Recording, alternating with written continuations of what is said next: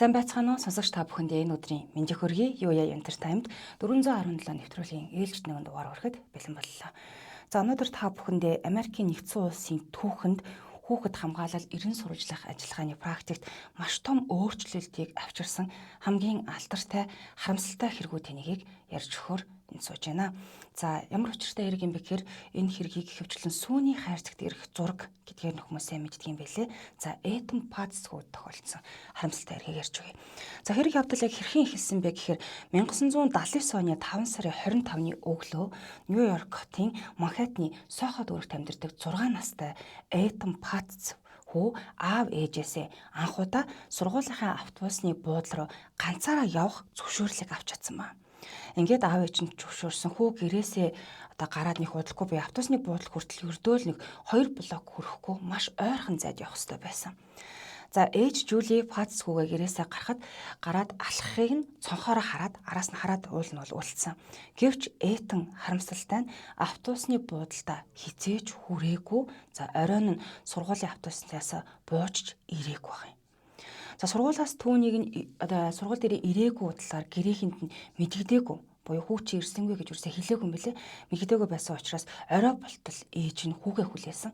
Хичээлээ тараад ирэндээ л гэж бодоод байсан.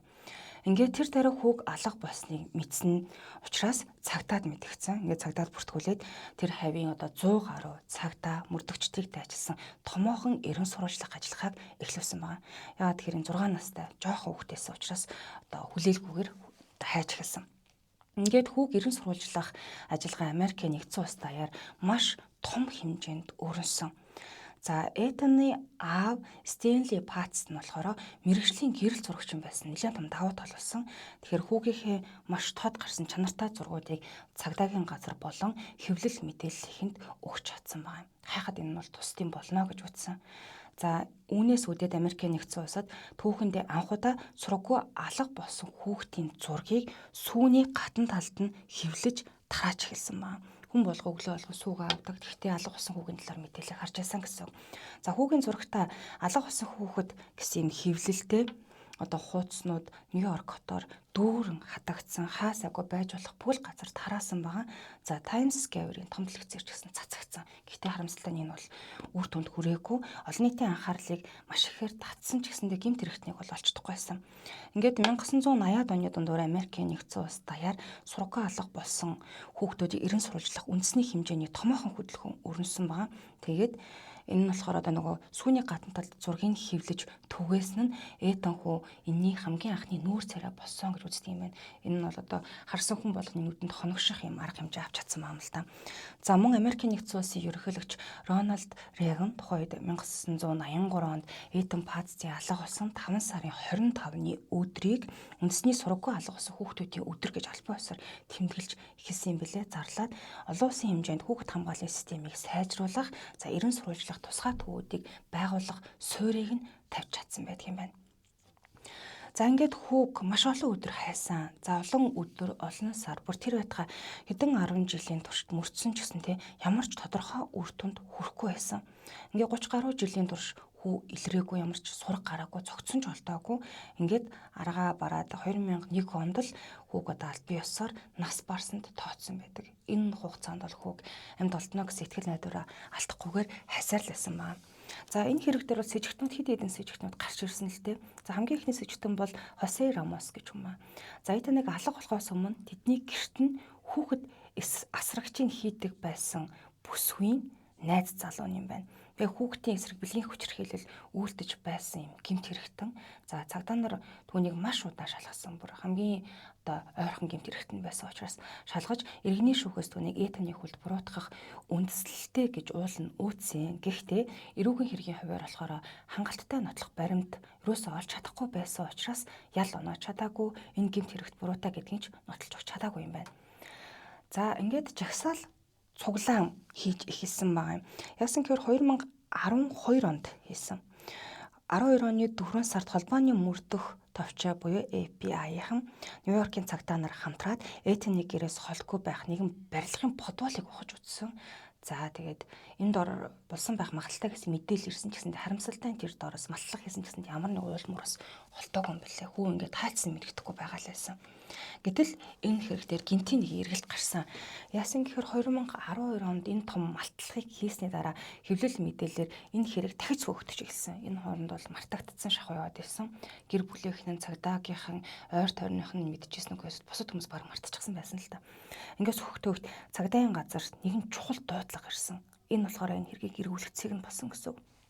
За энэ дуудлага өгсөн хүн нь болохоор Педро Эрнандес гэдэг юм хүний хамаатан байна гэж ярьсан маа. За би энэ хүний хамаатан байгаамаа гэд тэгээд яагаад дуудлага өгсөн бэ гэхээр Педрог болохоор урд нь гэр бүлийнхэндээ нэгэн ийм аимшигтай одоо мэдээллийг өгч ийсэн гэж. Энэ мэдээлэл нь болохоор би Нью-Йоркт нэг жоохон хүүг алчсан. Тэр нь энэ зурагтаар гараад байгаа Эден Пац мөн гэж гэрээхэндээ хэлсэн байна. Тэр хүн байна гэж хэлснийг нь цагтаад мэдгдсэн байгаа хамаатан. За энэ Педро Эрнандес болохоор хэрэг гарах үед болохоор Этоны автобусны буудлын хажууханд байдаг хүнсний дэлгүүрт ажилдаг байсан тогтоогдсон. Тухайн үед бол 18 настай тэр дэлгүүрийн туслах ажилтан хийдэг байсан юм байна. Тэгэхээр холбоо хамааралтай болж таарж байгаа юм. За тэгээ өөрөө ярихтаа болохоор хүүг ундаагаар хуураад дэлгүүрийнхээ подолд оруулаад боомлж амь насыг нь хохироогоод за дараа нь болохоор хөнөөснийхөө дараа цогцыг нь хогийн уутанд хийгээд хайсан гэдгээ хэлээсэн. Хүлээж одоо би тэгэж хөнөөсөн гэдгээ ярьсан. Гэхдээ хүүхийн цогцос хизээч олдоогүй. Ерөөсөө олдоогүй. За ингээд энэ мэдээллийн дагуу цагдаа нар 18 наснаас хойш одоо сэжиглэгдээчгүй ингээд явж исэн хүнийг 51 настай байхад нь Педро Эрнандесийг Нью-Жерсид гэрээс нь баривчилж авсан байна. Энэ хэрэг бүр гарснаас хичнээн жилийн дараа гэсэн. За яг хэрэг гарах үед 18 настай байсан гэж ярьжсэн тийм ээ. Тэр туслах ажилтаа хийдэг байсан болохоор хамааралтай гэсэн. За ингээд цагдаа нарт баригдаад байцаалт өгөхдөө болохоор хэрэгээ шууд хүлээсэн. Би яг нөгөө гэрээхэндээ ярьж ирсэн юм цагдаа нарт ярьсан. Юу юм гэхээр би хүүд ундаа өгсөн. Би чамд ундаа өгье гэж хэлээд дэлгүүрлүүгээ дагуулж орсон. Ингээд хүүг подол руу дагуулж ороод тэнд очиод түүнийг боомлж амь насыг нь хороосон. Дараа нь цогцыг нь хогийн уутанд тэгээд давхар юм цаас хайрцагт хийсэн гэж хайрцаглаад тэгээд тэр дэлгүүртээ ойролцох байсан хогийн цэг дээр аваачаад хажихсан гэж одоо мэдүүлгийг өгсөн. Өөрөө бүр ингээ хүлээсэн ба. Гэтэ дахиад нөгөө хэлээ хүүгийн цогцос, хувцас хэрэглэл гэх юм ямар хүүтэй холбоотой ямар нэгэн эдгүүрийн баримт энд огт олдоогүй. Бүр хизээч олдоогүй байгаа юм л та. За энэ хэрэг яагаад одоо шуугаад байгаа вэ гэхээр 2026 оны 6 сард энэ хэргийн шүүх хуралд саяхан болж өнгөрсөн ба. За яасан гэхээр гэмтэргийн гол сэжигтэн гэж үздэг байгаа Педро Эрнандес сэтгцийн өвчтөе. За мөн хий юм хардаг байсан учраас түүний өмгөөлөгчд нь юу гэж өмгөөлээд байгаа гэхээр цагдаа нар түүнээс хүчээр хуурамч мэдүүлэг авсан гэж заргалддаг байсан. За анхны шүүх хурал дээр ямар нэгэн шийдвэрт огт хүрч чадаагүй. Ингээ 2017 онд болохоор түүний хүн хулгайлсан хүн амны хэрэг үйлдсэн гэж үзээд 25 жилээр бүх насаар нь хорих ял уулна оноосон байгаа юм л та. Гэхдээ энэ хэрэг маргаантай хэврэлсэн. Нотлох баримт хангалтгүй энэ дээрээс нь сэтгцэн өөрчлөлтөө хүнийг та нар ингээд хүчээр барьж байцаалт авсан гэж нэлээд маргаантай байсан. За тэгээ маргаан үргэлжилжсэн 2025 онд болохоор заалдах шатны шүүгээс түүний ялыг хүчингү болгож ирсэн юм билээ. Нөгөө нотлох баримт олдоогүй гэдэг үгнээс. Гэтэл саяхан болоод буюу 2026 оны өнгөрсөн 6 сард Америкийн нэгдсэн улсын дээд шүүх түүнийг гин буруутай гэж дахиж үзсэн.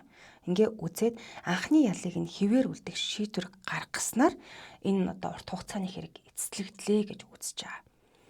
Тэгэхээр одоо хэрэг гарснаас хойш бүхэл бүтэн 2026 оны 6 сард л хэрэг дөнгөж шийдэгдчихэл байна л та.